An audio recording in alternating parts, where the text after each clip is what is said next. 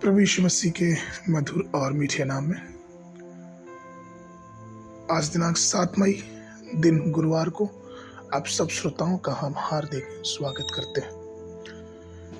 आज के दिन के लिए जो वचन है वो लिया गया भजन संहिता की पुस्तक उसका 75 अध्याय 6वां पद। क्योंकि बढ़ती न तो पूरब से न पश्चिम से और न जंगल की ओर से आती है।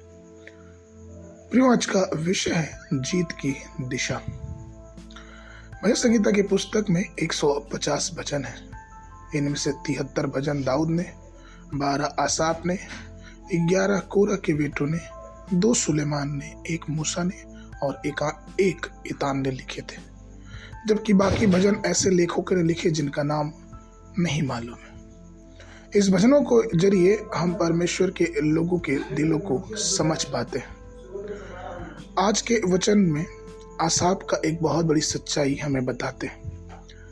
जीत किसी भी संसारिक दिशा से नहीं आती है, न पूरब से, न पश्चिम से और न जंगल की तरफ से। जब इस्राएल के दुश्मन उनके खिलाफ हुए तो वे अक्सर मदद के लिए इधर उधर देखते थे।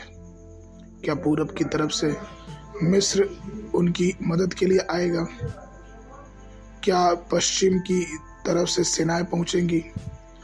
वे इंतजार करते और उम्मीद लगाए रहते थे, लेकिन कोई मदद नहीं आती थी। तो फिर हमें किस तरफ देखना चाहिए? राजा दाऊद इसका उत्तर देते हैं भजन संहिता 121 1 और 2 पद में कि मैं अपनी आंखें पर्वतों की ओर लगाऊंगा।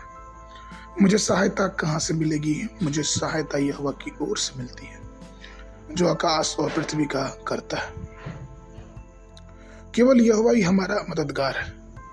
चाहे हमारे साथ कम लोग हों या ज्यादा, जीत हमेशा उसी के हाथों में होती है। जब अनगिनत मिद्यानी लोग समुद्र के किनारे की रेत की तरह इस्राएल के खिलाफ आ गए तो गिदोन ने मदद के लिए किसी भी देश की ओर नहीं देखा, लेकिन उसने अपना विश्वास स्वर्ग के परमेश्वर पर रखा। सिर्फ 300 आदमियों के साथ और परमेश्वर के अपने पक्ष से होने के लिए पूरी मिद्यानी सेना को उसने हराया। उसी तरह जब राजा हिजकिय्याह के सामने शक्तिशाली असूरी सेना का खतरा आया तो उसने मदद के लिए पूरब या पश्चिम की ओर नहीं देखा। इसके बजाय उसने यहोवा की ओर रुख किया।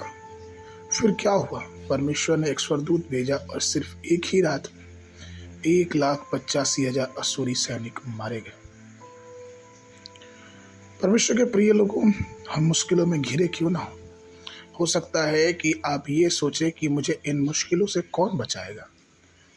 तो आप हमेशा इस बात को ध्यान रखें कि परमेश्वर की प्रतिज्ञा हमारे साथ है। जीत किसी भी मनुष्य की तरफ से नहीं आती, यह केवल यहोवा की ओर से आती है। अपनी आंखें ऊपर की ओर उठाएं, हमारी सहायता वहीं से आती है। आगे के मनन के लिए 1 कुरिन्थियों 15 अध्याय 57 पद। परंतु परमेश्वर का धन्यवाद हो जो हमारे प्रभु यीशु मसीह के द्वारा हमें जयवंत करता है। आगे के मनन के लिए सुबह के समय 2 राजा उसका 1, 2 और 3 अध्याय, संध्या के समय लूका रचित सुसमाचार उसका 24 अध्याय 1 पद से लेकर 35 पद तक। परमेश्वर आप सबको आशीष देवे।